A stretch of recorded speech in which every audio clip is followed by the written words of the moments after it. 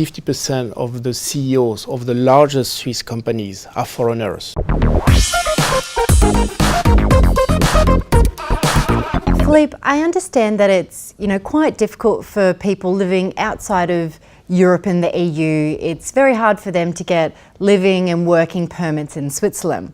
And we've recently had by popular vote that Switzerland is now maybe introducing a quota that will even make it difficult for EU citizens to get a living and working permit here in Switzerland.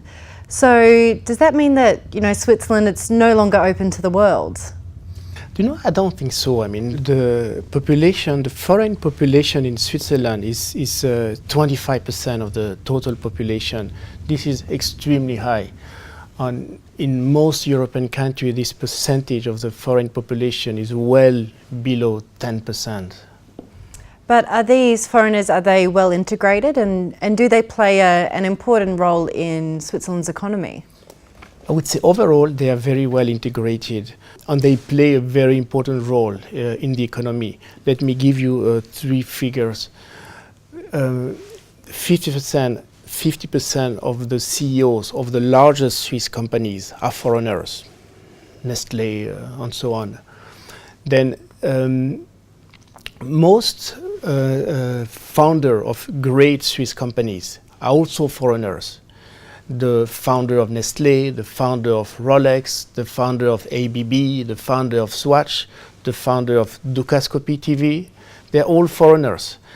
On the third, if you look at very important industries in Switzerland, the commodities trading industry, the private banking industry, the pharmaceutical industry, the watchmaking industry, all those industries have been largely imported from abroad.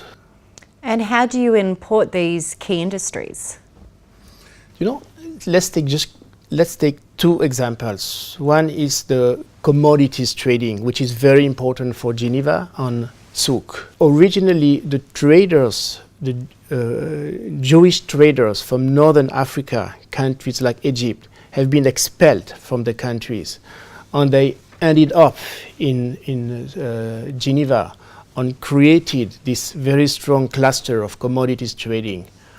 Another example is the private banking. The French Protestants called Huguenots have been persecuted in France, and they had to leave France and they ended up in Geneva, and they brought their know-how on their private banks. So the key to a success from a country is to be able to attract foreign talents. I think to a large extent this is very important, to be able to attract foreign talents, and I think in Switzerland we are rather good at it.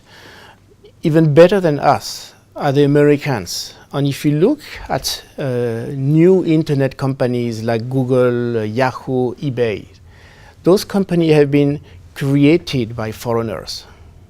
And so how do you explain foreigners that are so successful here in Switzerland? I think to follow up on the previous question, I've been traveling a lot to about 70 countries and live in about 10 countries. And very often, I always observe who are the leaders in those countries, the business leaders. So if I go to Indonesia, I notice the Chinese community is very strong in business. It is the same in many Southeast Asian countries. If I go to West Africa, I see the Lebanese. To East Africa, the Indian. Mexico, the Jews, Lebanese play a very important role.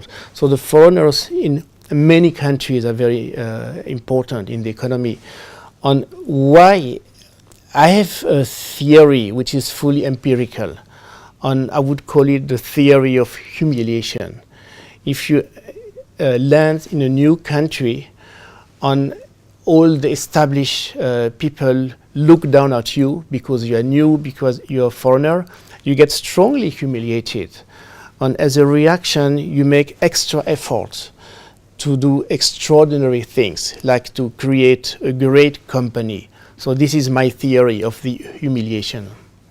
Well, Philippe, thank you as always for coming and sharing your expertise with us. Thank you to you, Celeste. That's all from myself and Philippe today, but if you like this video, be sure to go on our website for plenty more at ducascopy.tv.